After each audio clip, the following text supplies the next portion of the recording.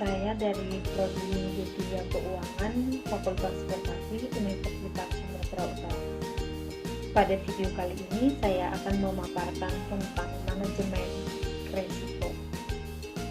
Sebelum kita mendalami manajemen risiko, ada baiknya kita mengetahui pengertian dari risiko itu sendiri adalah bentuk ketidakpastian tentang suatu keadaan yang akan terjadi nantinya atau future dengan keputusan yang diambil berdasarkan berbagai pertimbangan pada saat ini. Nah, itulah pengertian dari risiko. Kemudian, manajemen risiko adalah proses mengidentifikasi, menganalisis, menghindari, meminimalkan, atau bahkan menghilangkan risiko yang tidak dapat diterima.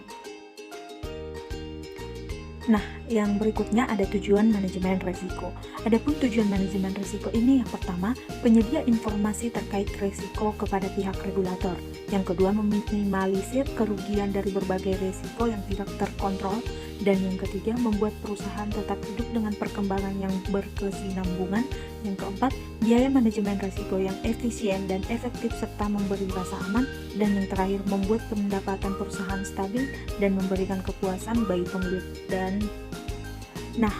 Di sini ada macam-macam risiko menurut sifatnya. Yang pertama, risiko murni atau risiko yang tidak disengaja dan akan menimbulkan kerugian, misalnya kebakaran dan bencana alam. Yang kedua, risiko spekulatif atau risiko yang disengaja, merupakan risiko yang memiliki kemungkinan dua peluang terjadi, yaitu kerugian dan juga keuntungan. Contohnya, risiko jenis ini adalah pembelian saham pada bursa efek. Yang ketiga, ada risiko khusus, yaitu risiko yang dampak maupun penyebabnya hanya mempengaruhi lingkungan lokal atau pribadi, baik secara kuantitas maupun kualitas.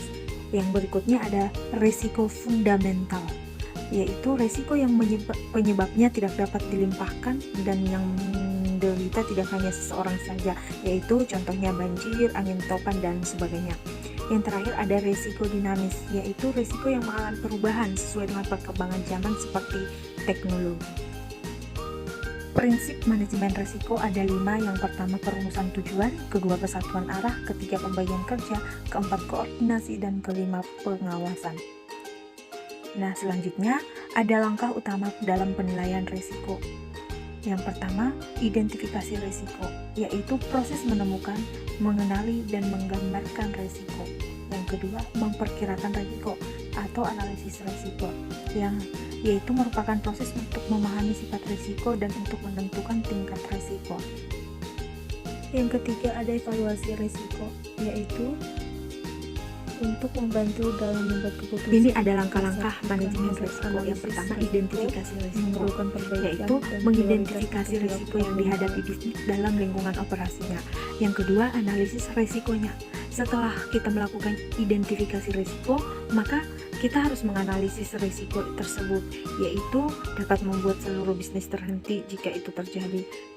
Namun, risiko yang hanya menimbulkan ketidaknyamanan kecil saja berdasarkan analisis yang dilakukan. Yang ketiga, ada penilaian risiko, yaitu risiko yang dapat menimbulkan beberapa ketidaknyamanan maka akan dinilai sebagai risiko rendah. Yang keempat, ada solusi yang diterapkan. Dalam solusi manajemen risiko, semua pemangku kepentingan terkait dalam dikirimi pemberitahuan dalam sistem diskusi mengenai risiko dan kemungkinan solusinya dapat dilakukan di dalam sistem. Yang terakhir, pemantauan risiko, yaitu mengontrol alternatif solusi yang dipilih agar berjalan dengan baik. Baiklah, demikianlah pemaparan saya tentang manajemen risiko. Kiranya video ini dapat membantu para penonton sekalian. Terima kasih.